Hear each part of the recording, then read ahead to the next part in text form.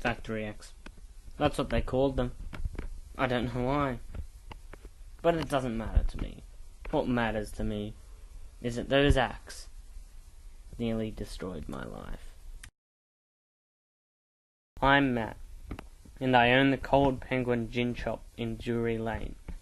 But I also teach at the local school, because it keeps me out of trouble, keeps me off the streets, and it gives me some coin in the pocket. What else could I want? I read also that Charles Dickens wrote about me and my shop in his book about London. I think he referred to Drury Lane as Gin Lane. In anticipation, I read it, but my hopes were dashed. All he was writing was trash. But if I thought that was the worst to happen, I was so wrong. 1833.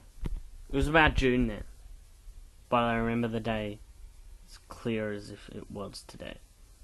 It changed my life. It changed everybody's life. My kids could only work 9 hours a day. It is, and it was, it always will be terrible. They're practically worthless now. Employing them is hard because we need to survive them. We need to feed them food for longer. It's crazy. The only thing that's keeping us, my family, on our feet is the extra money from teaching them.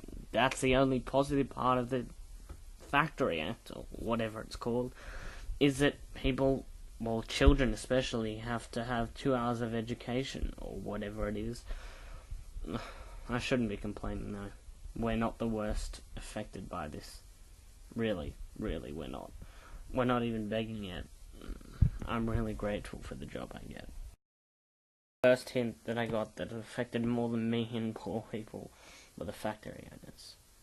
They're annoyed because, well, they broke the law, I thought, back then. They just didn't pay, they just walked out. But I began to realize that they were annoyed at the factory acts as well, that they were being fined for things that they weren't being fined for before. I asked the police to get involved and they were like, oh, just let them. I understood the situation, though. Trying to arrest a factory owner could get, well, put your life in jeopardy. Put you to a beggar. He could reduce you to that. That's how annoyed they were. They would just go to that length because of how destroying these acts were to people. Funny, because 10 years after that, they introduced another Factory Act. The Graham's Factory Act. It was meant to safen the workplace, apparently, I don't know. But they had to introduce guards to, I think it was keep children safe. Yeah, that's what it was. But I didn't really see the point in it. Then, about, well, I don't know, maybe 30 years later, after the first Factory Act, could be more, can't really remember now,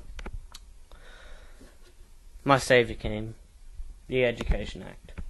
It made school attendance compulsory for people until the age of 10. Gave me a job, a solid job. It gave me a lot of work and a lot of money.